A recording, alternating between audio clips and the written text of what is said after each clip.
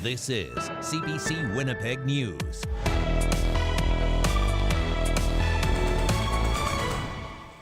Good evening. Thanks for joining us. I'm Caroline Bargoot. The sentencing hearing for a former high school football coach who sexually abused 9 of his players began in Winnipeg today. Kelsey McKay coached at Vincent Massey Collegiate and Churchill High School. He pleaded guilty to sexual assault and luring last year. CBC's Caitlin Gowerluck was in court as McKay faced some of his victims. Former football coach Kelsey McKay heard about the years of trauma he caused a former player. The man read his victim impact statement in a Winnipeg court a few meters from McKay. The man said that some people take the time to forgive their abuser in these things, but not me. In my mind, nobody who has harmed a child ever deserves to be forgiven. The victim detailed how he was groomed for years and sexually assaulted by McKay. He told court he suffers from post-traumatic stress disorder and tried to pretend the assaults didn't happen. 53-year-old McKay has pleaded guilty to 11 charges related to the abuse of 9 former players. 4 were in court. None of them can be identified because of a publication ban. The family of another victim also spoke in court. That man took his own life in 2022. His mother said she wondered how no one, not one coach, teacher, or even herself, realized what was happening. The prosecutor said she still wanted that victim's voice heard, so she played parts of his police statement. About McKay, the man said, "He absolutely destroyed parts of my life that I'm never going to get back. And I just want to say once again that I'm sorry it took so long for me to say something." The prosecutor wants McKay sentenced to 25 years in prison. She told court it's needed to reflect the enormous harm that comes from the relentless sexual exploitation and abuse of 9 children perpetrated by a trusted coach and teacher. McKay's defense hasn't yet said what sentence it wants. The sentencing hearing continues on Wednesday.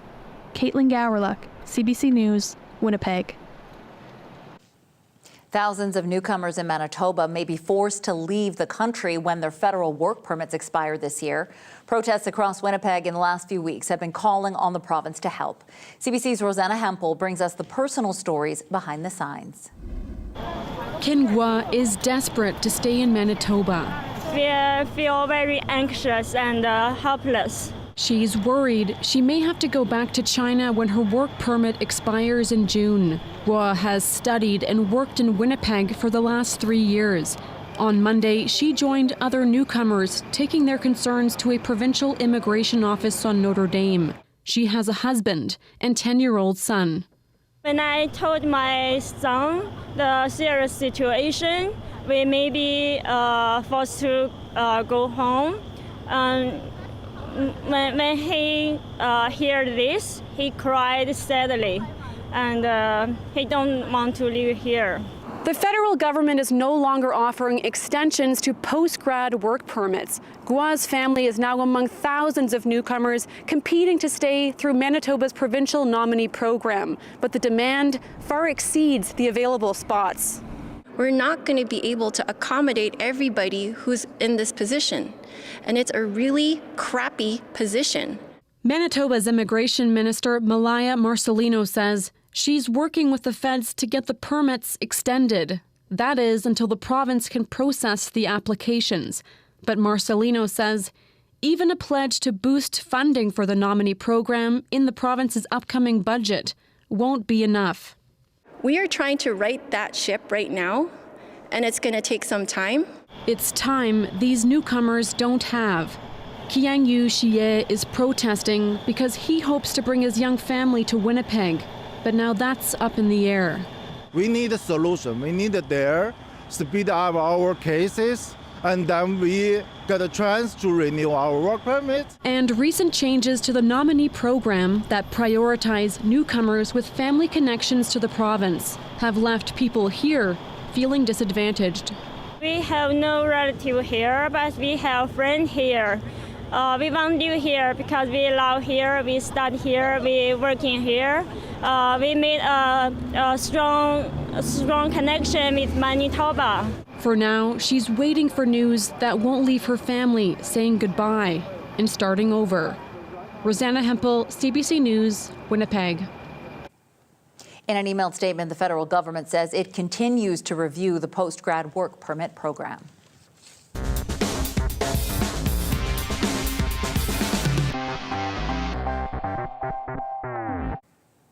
Two Winnipeg swimming pools slated to close could have their lives extended for a little while at least. As CBC's Cameron McLean reports, Mayor Scott Gillingham's Inner Circle made some last-minute changes to this year's budget.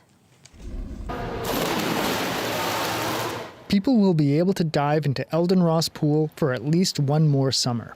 The swimming pool was one of 3 on the chopping block in this year's budget. But after community members rallied to save Eldon Ross, the Executive Policy Committee voted to keep it running until the end of August, while the city looks for a potential buyer. Michelle Kirkbride with the Norwest Co-op says the pool is important for families in the area who can't easily get to other facilities. I think we'd all be feeling a little bit better if we knew the long-term plan, but understanding that, this buys us a few more months. They have a few more months of their pool and they have a few more months to show how important it is. The Windsor Park outdoor pool in St. Boniface will now stay open for the 2024 and 2025 seasons. Finance Chair Jeff Brawadi says the city will use that time to start consultations on a new aquatic facility in St. Boniface.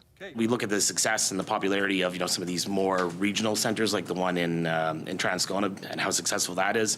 It's sort of that type of model that I think we would probably want to emulate here if at all possible. The Happy Land outdoor pool, however, will likely not reopen. St. Boniface councillor Matt Allard called the loss of the pool devastating to the community. I'm hoping that very soon that loss will feel like a win, but for now it really hurts.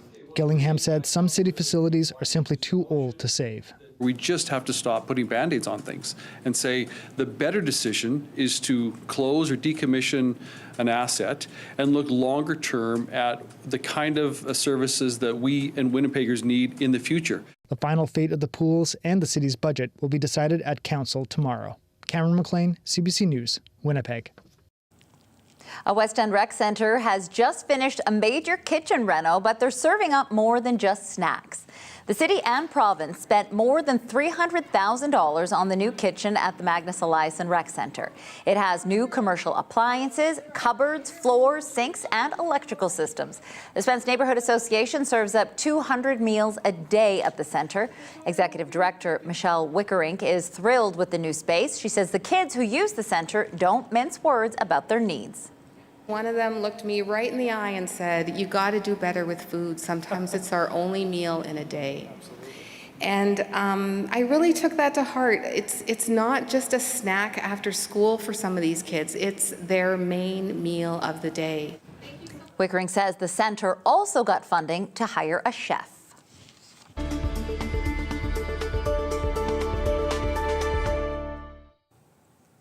The NDP government's agenda was once again derailed today. The province wanted to introduce as many as 12 bills, but they were all delayed. For more, we're joined by CBC's Ian Fraze. Ian, why are the PCs doing this now? Well, because today is a critical deadline. If the government wants its bills to pass, guaranteed that they pass before the end of summer, they must be introduced by today. The PCs, of course, know all about this deadline. So today, for the second straight day, regular government business ground to a halt. One by one, PC MLAs stood up and claimed their work as politicians have been interfered with. Interim Liberal leader Cindy Lamoureux told the House that the NDP used this exact tactic back in 2020. For them to say that this is shameful, I somewhat agree. I do think that it would be good to move on, but it is completely hypocritical for the NDP to use that as a line. I think that all of us MLAs could do a heck of a lot better. The PCs wouldn't talk to media today, but bills though can still be introduced in the days to come and the weeks to come, but they aren't guaranteed to pass until the fall. Ian, what else was held back today? Well, several bills, but a big one would create an independent seniors advocate, something the NDP and Liberals have called for. But the PC said wasn't necessary while they were in government because there was already a seniors minister. Supporters of a future advocate were at the legislature today. Here's what the health minister says will happen. This is an office that would have the ability to report to the Legislative Assembly on a regular and transparent basis, to evaluate systemic themes and concerns across our province, and to make recommendations based on what their findings provide. It will allow for seniors to have a place they can not only bring their concerns and share their ideas, but to make real, tangible changes in Manitoba that will support seniors long term. This office is expected to hear individual complaints and pass them on. And we got an update today on the temporary closure of a pipeline carrying gas to Winnipeg and surrounding communities. Now, officials have said the province will have enough gas. Is help on the way? It is, Caroline. The Economic Development Minister says fuel trucks have been traveling today into Winnipeg. They left the Gretna area where Imperial Oil shut down the pipeline. The company says it caught the issue during a routine inspection. It's blaming ground movement along the Red River just south of St. Adolphe. And on one more topic, Caroline, the Premier, Wab Kinew, says he's thinking of extending the gas tax holiday, which is slated to end in June. It comes as prices at the pumps are increasing. It's nearing $1.40 a litre at stations across Winnipeg. Over to you. All right. Thanks, Ian. That's Ian Fraze reporting from the newsroom. The Public Health Agency of Canada is investigating 70 cases of Salmonella outbreak infections linked to snakes and mice, including 3 here in Manitoba. Many of the people who got sick reportedly came in contact with snakes and rodents used to feed the snakes. In some cases, they didn't touch or handle them, but they lived in the same house where they were kept. The cases involve infections in 8 provinces. 13 of them occurred in children 5 years of age or younger. The Public Health Agency has not identified a common supplier involved, but says the individuals became sick between February 2022 and this past February. Symptoms of Salmonella include fever, chills, nausea, and vomiting. Officials are reminding people to practice good hand hygiene and wash up often if you come in contact with snakes or feeder rodents. Winnipeg police are investigating the city's latest homicide. Officers had been at this home in the 1200 block of Selkirk Avenue since yesterday afternoon. Police have identified the man who was killed there as 56-year-old Edgar Allen Bear.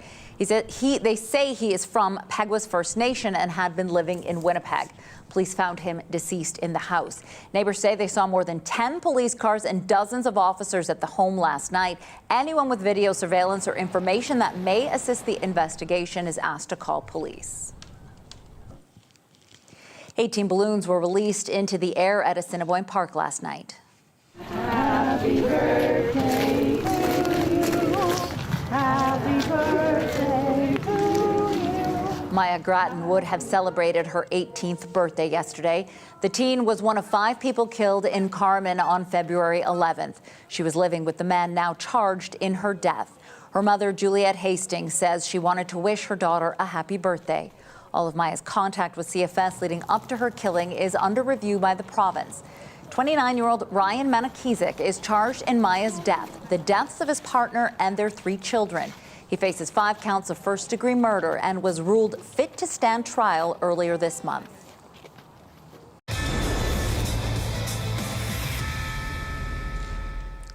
Winnipeg Jets head coach Rick Bowness will not be on the bench for tonight's game against the New York Rangers. The team announced today that Bowness returned to Winnipeg for a minor medical procedure. It's the second time the 69-year-old has been away from the team this season. He was off for a bit when his wife had a seizure in October. Associate coach Scott Arneal will take over Bowness until Bowness returns. The Seguin Old Timers hockey team have been inducted into the North American Indigenous Athletics Hall of Fame. Founders Walter and Verna Fontaine and the players were recognized this weekend in Green Bay, Wisconsin. The team, made up almost entirely of residential school survivors, played in tournaments across Canada and the United States, as well as in Denmark, Germany, England, and France. The team holds the 1987 Canadian National Cup, along with 2 World Cup titles. Janelle Henry and Kevin Nipatebo with CBC's Indigenous unit spoke to 2 of the former players today. In 1980, I started playing with the team. There was some hockey teams that we played against that were not very, very friendly to our people. We sense that. But those are the games, the teams that I remember that we beat that was very satisfying. We were a decent hockey team. I think we used only one professional ex-NHL player on our team. The rest of us had experience playing at home and in residential schools. And so hockey was quite an activity in the schools I attended, and I'm sure it is the same for Ken. Yeah, just scan the QR code. My earliest memories of the Saugeen Old Timers was hanging around at the hockey schools that the Saugeen Old Timers ran for the youth. They ran hockey camps.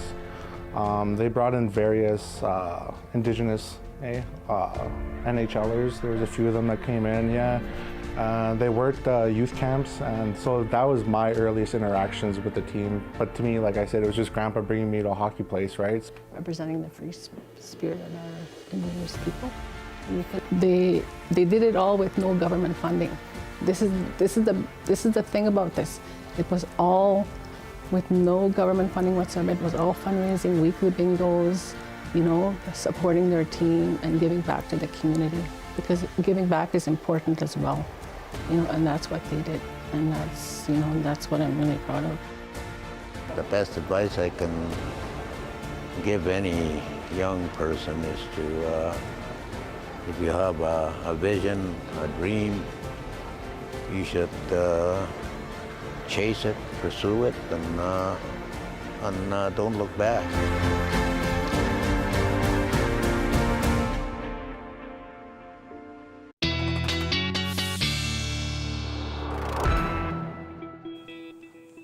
And CBC weather specialist Riley Lachuk joins us now. Hi, Riley. I got to say, when I was walking my dog this morning, it was so windy, you completely nailed that. Like Thanks, you said, Kara. it was going to be super windy. It was windy. But I did see some buds on the trees. Okay, and you know, the buds on the trees, that will come in handy with the next story that we show you after the weather, actually. But yeah, the wind, quite something today. In fact, prompting blizzard warnings for parts of northern Manitoba. Let's have a look at the current conditions in Churchill, because we did have a blizzard warning in place for the Hudson Bay coast through much of the day.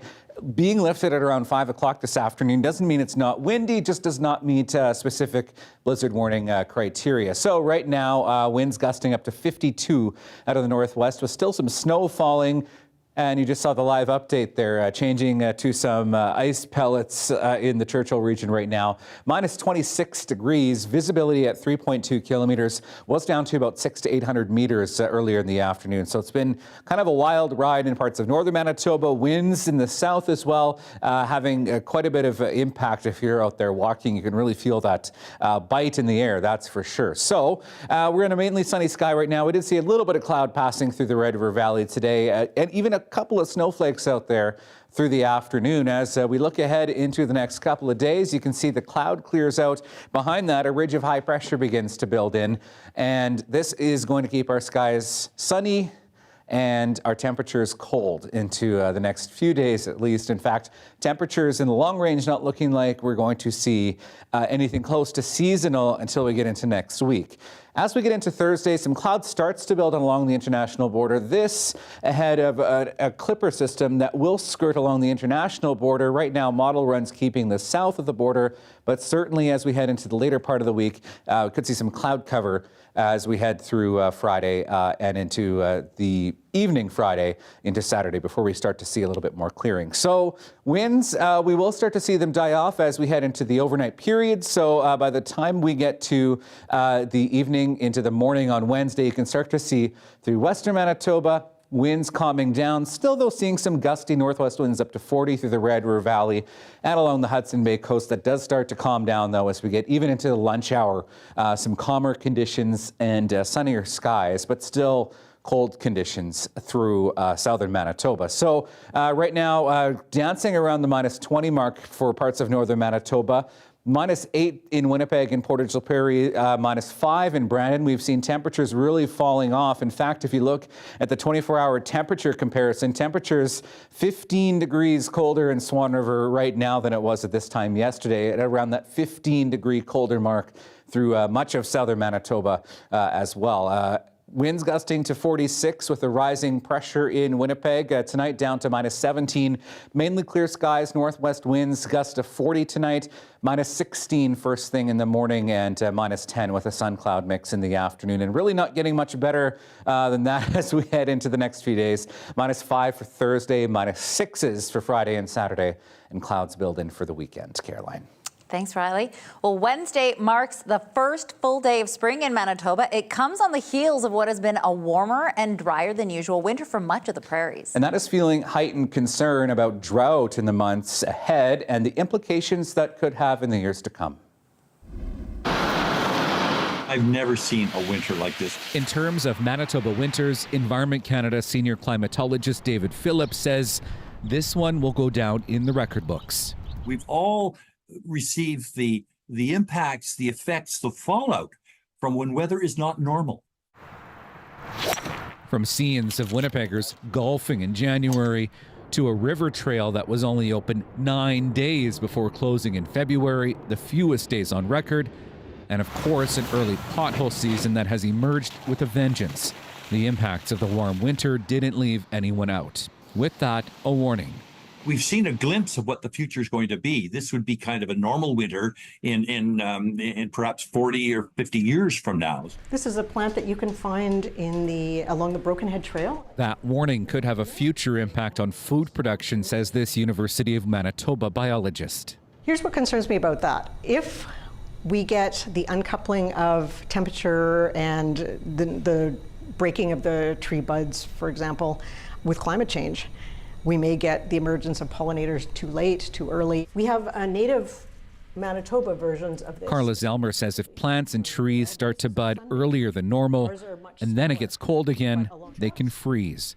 She's a fan of native plants like the ones in this greenhouse because they can better survive drought and temperature extremes. But she says impacts could still be felt. If this got unsettled enough over time, one winter, probably not, but over a long period of time due to something like climate change, yeah, it could be a real downturn in the amount of food we can produce with the bees' help. And while temperatures, at least in Winnipeg, look to remain below seasonal for at least the next week, Phillips says warmer, drier conditions will likely persist through the spring, leaving many longing for a steady April rain. Riley Lechuk, CBC News, Winnipeg. Oh, that Riley is everywhere. Winnipeg Desi Queers celebrated a Bollywood-style show this weekend. The group aims to provide spaces for South Asian members of the city's queer community to get together, celebrate, and be seen. CBC's Sabina Ahmed shows us what it means for the performers. Colorful lights, shiny disco balls, traditional Indian outfits, and foot-tapping Bollywood music. Love Multani is dancing the night away. Multani is the founding member of Winnipeg Desi Queers, a group for South Asian people who are part of the 2SL LGBTQ+ community. The queer South Asian people have to go to Toronto or Vancouver to create that safe space. Why can't we make it here? And someone has to do that. And trailblazing does take like a lot of burning, right? And we did it. Can I get it louder? Multani was isolated and mistreated by their family members while coming out. They say their family disowned them in 2017. They created the group, and it's become Multani's new family. Here is where I bring those people as well to show them what it means, right? And when they see you being your true self in your true cultural attires and whatnot, it makes you feel like you made the change, right? And you're creating that space and slowly changing people's mindset. Dilpreet Singh, a member of the group, says they dressed up as Bollywood actresses and mimicked Bollywood style of classical and hip-hop dancing. I feel like a whole different person. I feel like one side of Dilpreet exits and a new side of Dilpreet enters my body. So it's a different experience, and as soon as the performance ends, I feel like that side goes back in and the real Dilpreet comes back in. Another member of the group, Angad Sandhu, says the dance performances break barriers. I've come from a place where this was all taboo, and today here I am. I'm making this space for other people to join us, and I am inspiring a lot many other out there like me who can come out and be themselves. Founding member Mulroney is proud of creating something they didn't have when they needed it. Zabina Ahmed, CBC News, Winnipeg. Israel's military plans to push ahead with an incursion into Rafah. This as Israel faces fresh accusations. The UN has suggested that it's using starvation as a weapon of war. That story after the break.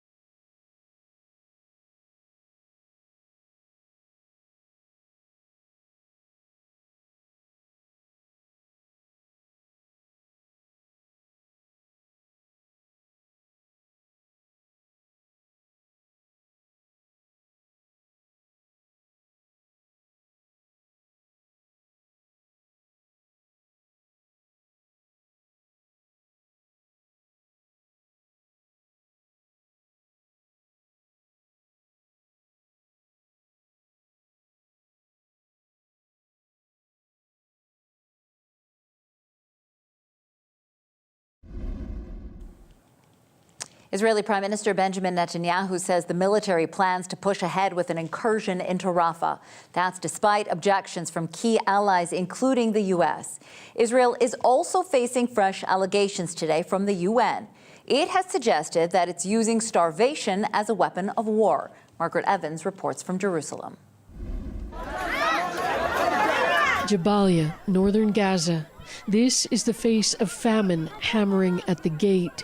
There is no room for dignity here. We came to line up, but they threw us out, says Musab al-Masri. There's not enough for the camp. One plate of flour isn't enough.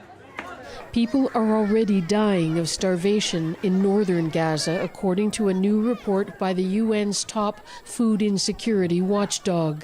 They say famine could be declared at any moment unless there's an urgent change of course. The extent of Israel's continued restrictions on the entry of aid into Gaza, together with the manner in which it continues to conduct hostilities, may amount to the use of starvation as a method of war, which is a war crime. Israel blames Hamas and aid agencies themselves, but there's little evidence of Israel's recent pledge to flood Gaza with aid. The U.S. Secretary of State is also sounding the alarm. 100% of the population in Gaza is at severe levels of acute food insecurity. That's the first time an entire population has been so classified. In Rafah, further south, people are bracing themselves for a looming Israeli ground invasion. Concerns over the fate of more than 1 million people sheltering there prompted the U.S. President Joe Biden to summon an Israeli delegation to Washington to discuss alternatives. The Israeli Prime Minister agreed, but he's also told Israeli legislators he's determined to move ahead with Rafah. We have an argument with the Americans regarding the need to enter Rafah, he says, not regarding the need to eliminate Hamas. There is already grief strong enough to pierce hearts in Rafah, another family in mourning after an Israeli airstrike overnight. The U.S., Europe, and the whole world support Israel with weapons, says Ibrahim Jargoon, displaced from Gaza City. They mock us and send 4 or 5 airdrops just to save face. Margaret Evans, CBC News, Jerusalem. Medical tension is also in short supply in Gaza. Some patients need to be airlifted out for treatment in neighboring countries. CBC News chief correspondent Adrian Arsenault takes us on one of those evacuation flights. What you're looking at here is the way out for some severely wounded Palestinians. We're in the belly of a C-17. It's a Qatari plane. It's just landed here in Egypt. 1,500 Palestinians, and to bring their families over, there'll be a place for them to stay. So that's what this is about. We've had a chance to talk to a few people so far. There are a lot of kids here. There are a lot of people who seem completely exhausted and also completely terrified. And all the medical staff have been warned that this experience of this plane, it can be noisy, it can move around a lot, the turbulence can be real, that this can also re-traumatize them given everything they've been through. So all eyes here will be on each one of these patients to make sure they have everything they need until they get to Qatar. What they cannot offer them is any assurance that they will ever be able to go back to Gaza. You can watch more of Adrian's story tonight on The National. The House of Commons passed an NDP motion related to the war in Gaza last night. The language of the motion was changed before voting took place. The original wording called for Canada to officially recognize Palestinian statehood. The motion debated late into the evening, with the Liberals prevailing with this amendment. By replacing paragraph I with the following, quote, work with international partners to actively pursue the goal of a comprehensive, just, and lasting peace in the Middle East, including towards the establishment of the State of Palestine as part of a negotiated two-state solution. The amended motion is non-binding and reflects some of the current Liberal policy. For instance, it makes reference to Hamas as a terrorist organization. Still, NDP leader Jagmeet Singh is praising the motion. He says it forced the Liberals to stop transferring arms to the Israeli government and places sanctions on extremist settlers in the West Bank. A Montreal MP says he's considering his future as a Liberal after last night's vote. Anthony Housefather says he was disturbed by the original motion put forward by the NDP's Heather McPherson. He says it created a false equivalency between the State of Israel and Hamas, which the Canadian government deems a terrorist organization. He says the Liberals could have just voted it down. And even though it was amended, the debate made him feel isolated. I truly felt last night that a line had been crossed when my party members got up and cheered and gave a standing ovation to Heather McPherson and the NDP. I started reflecting as to whether or not I belonged. And I will let you know further how I feel over the coming days. For the moment, I'm still there. Dignitaries are paying their respects to former Prime Minister Brian Mulroney's family. Mulroney's Progressive Conservatives governed the country for nearly a decade, from 1984 to 1993. Ashley Burke reports. A family and a country saying goodbye. Former Prime Minister Brian Mulroney lying in state near Parliament Hill. His wife Mila, daughter Caroline, and 3 sons, Nicholas, Ben, and Mark, greeting Governors General present and past.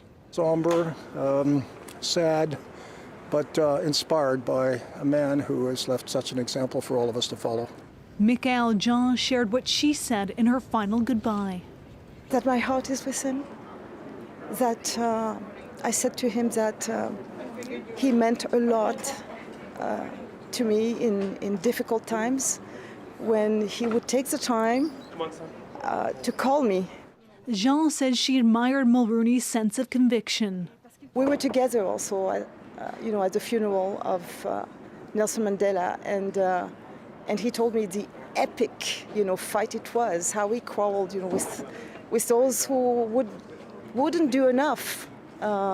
He did with Margaret Thatcher. He did with Ronald Reagan, telling them that they had to do more because apartheid was a crime against humanity in South Africa. Diplomats among those first to pay their respects and reflect on his legacy. It's a great loss to both Canada and for us. Prime Minister played a historic role because he was the first leader in the Western world who recognized Ukraine's independence.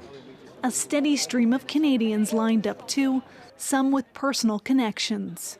When Mulroney was the Prime Minister, he came and met with our cabinet and met with our people. And he actually was, I think, the first Prime Minister to come out more boldly and recognize the Métis Nation. He used those exact words, the Métis Nation, and it touched every one of us. Robin Averill showed the family a photo of one of his many performances singing for Mulroney. Oh, he was great. He used to love to get up on stage with me and sing. And this, of course, you all know what his favorite song was When Irish Eyes Are Smiling. When Irish Eyes Are Smiling. The public visitation in Ottawa continues until Wednesday afternoon. Mulroney will then lie in repose in Montreal before the state funeral. Ashley Burke, CBC News, Ottawa. Canada has fallen behind when it comes to air quality, and it's all because of last year's wildfire season. We'll have more on that story after the break.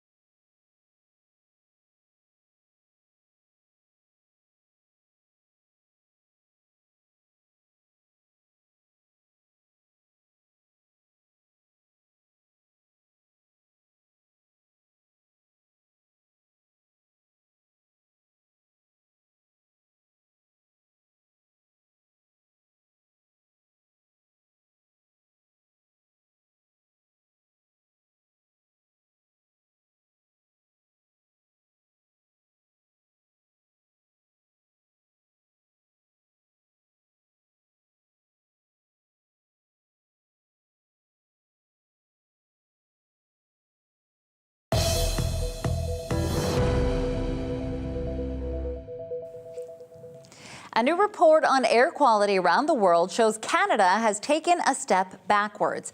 It's because of last year's record-setting wildfire season. CBC's Anand Ram has the details. Okay, so this is my emergency kit. Peyton Knight is ready for most days. This is my inhaler, this is my aero chamber, and this is my EpiPen. Yeah. There's also an instruction card if someone found the 12-year-old unresponsive. But even for the ever-prepared Peyton, who lives with complex asthma and allergies, last year's wildfire smoke was too much. It just reeked. When it's too smoky outside, it's like there's an elephant sitting on my chest. Those sunless, choked skies, moving far beyond our borders, set the country behind in new global rankings by IQ Air, an air quality tech company. Of the most polluted countries last year, Canada did worse than the U.S., and double World Health Organization standards. Previous years, Canada has the cleanest air quality in all of North America, and this year we saw just the exact opposite. The report measured levels of PM 2.5, a pollutant that can spew out from wildfires, travel deep into lung tissue, and can cause breathing, heart, and cognitive problems. There's no safe amount of particulate matter to inhale. A lot of people can. For some of the most vulnerable, like children, it's driving calls for upgrading air quality where they spend most of their time. Schools as clean air shelters have actually been proposed in many countries because it keeps your child population healthy, and it also serves as this extra resource for communities. Canada's warmest winter ever could set up a repeat of last year, and that may keep Peyton from an upcoming outdoor family wedding. If it's too smoky, then she doesn't get to go. Something that everybody looks forward to, like going to their auntie's wedding and being a part of that, is now, because of our current climates, has turned into something kind of nerve-wracking. Cold calculations as our warming climate feeds the conditions for longer and stronger wildfires. Anand Ram, CBC News, Toronto.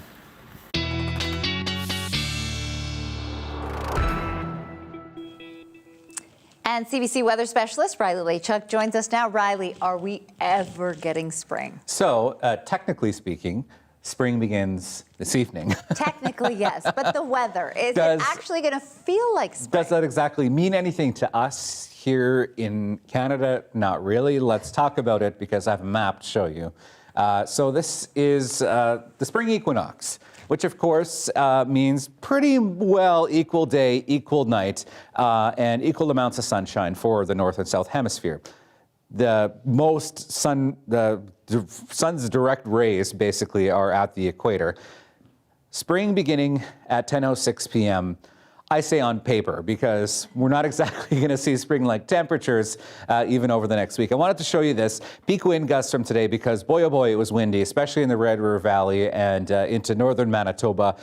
I always say take this with a grain of salt because this is from Environment Canada's readings, which of course are not constant and happen typically at the top of the clock. So we did see wind gusts still though, clocking in at about 60, 70 through the Red River Valley and up into northern Manitoba. A little bit lighter back to the west, but still a pretty gusty day today. We're still seeing some wind out there and temperatures continuing to fall. So -8 right now in downtown Winnipeg, -10 in Selkirk. Back to the west, still a little bit warmer, but we will see temperatures falling as we get through the night tonight. -5 in Brandon, -6 in Swan River, Roblin right now at -8 degrees. And here's where we have seen some of that cool weather starting to really usher its way into northern Manitoba.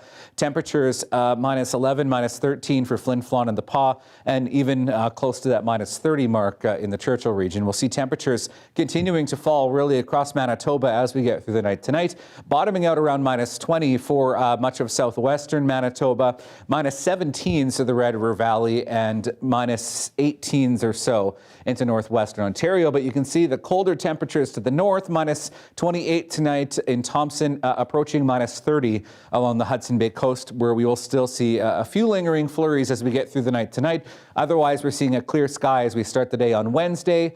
Mainly sunny tomorrow, a few passing clouds by the time we hit the noon hour, and temperatures struggling, especially northeastern Manitoba, to get above that -20 mark. -13 for Flin Flon, -11 in the Pas. In southern Manitoba, mainly clear skies tonight, starting mainly sunny in the morning. We're looking at temperatures really around the region and around -10 for the day tomorrow. but some -7s and -8s under a bit of cloud cover along the international border. Caroline, your 7-day forecast is ahead. All right. Thanks, Riley. No problem. An Indigenous educator has written her own children's books. We'll tell you more about that after the break.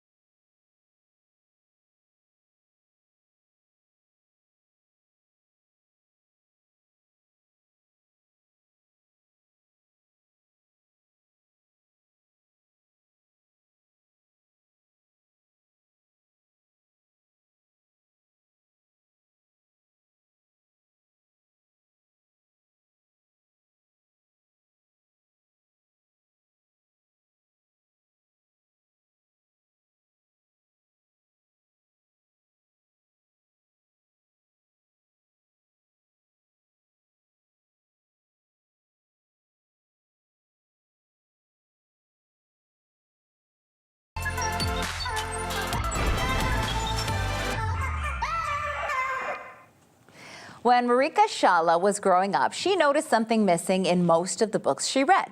Someone like her. So the Métis Anishinaabe educator took matters into her own hands and wrote her own children's book. Her story is the latest in our Create series, produced by a team of aspiring teenaged filmmakers at Sisler High School. This book is dedicated to our great-grandmother, Stella Boyer, for all the stories and encouragement she provided us when we were little ones.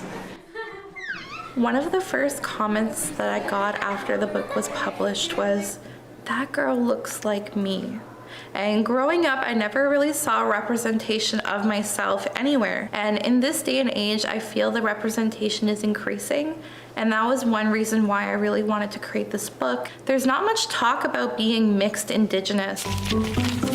10 Tansei Bushu, Wawish Kanakwitakway Nandishnakas, Wawish Kashinadodam, Winnipeg Nindao. Hi, my name is Marika Shala. My spirit name is White Cloud Woman and I belong to the Deer Clan. I grew up here in Winnipeg's North End. I am an award-winning educator, curriculum developer, author, and mother of two. So I am the author of Stella, Welcome to Your Dotem, and Stella is a tale of empowerment and self-discovery.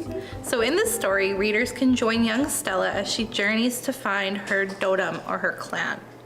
Stella is a young Métis Anishinaabe girl who just received her spirit name, Butterfly Girl, at her naming ceremony.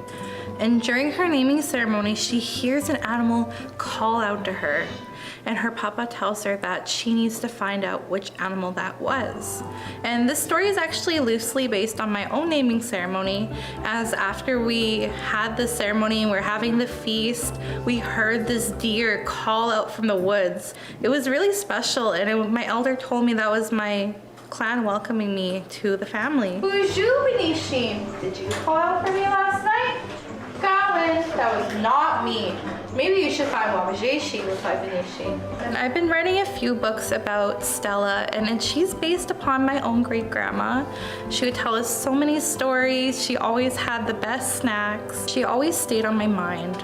So when I was starting to write my own stories, I decided to base the story upon her to honor her legacy.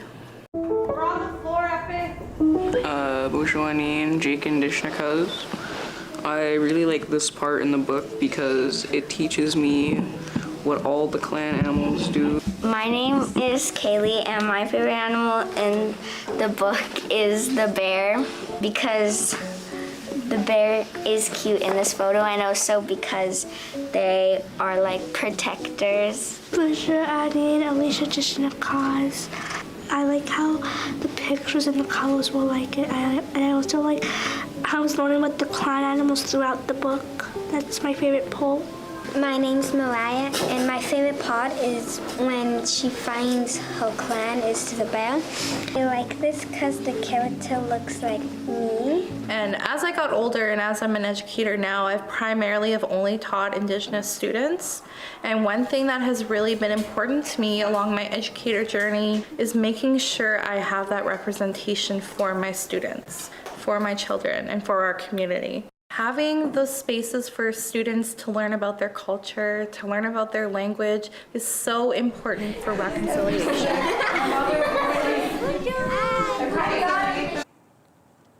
And that story was produced by Sisler Create students Bridget Clemente, Marcus Ramascal, and Gabriel Bezo. Still ahead, Riley Lachuk is back with a last look at our windy forecast. You're watching CBC News.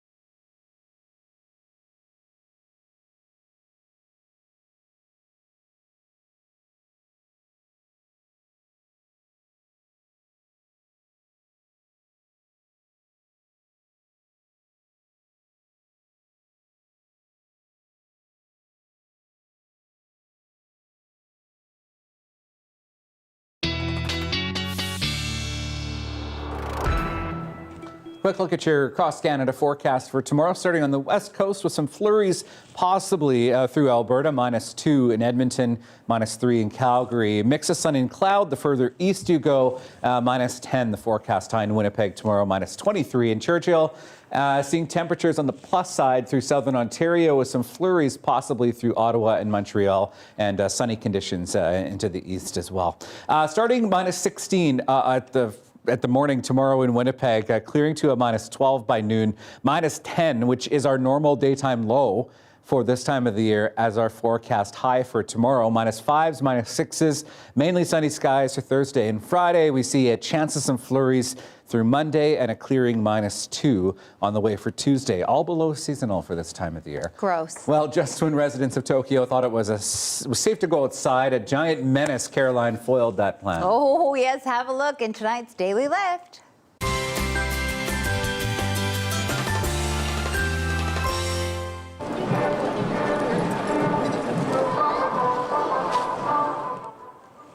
Godzilla was spotted stomping through the streets of the Japanese capital on the weekend. Police kept a watchful eye on him as he joined a parade intended to promote traffic safety. Now, the monster, who first reared his scaly head in a 1954 movie, attracted a lot of attention.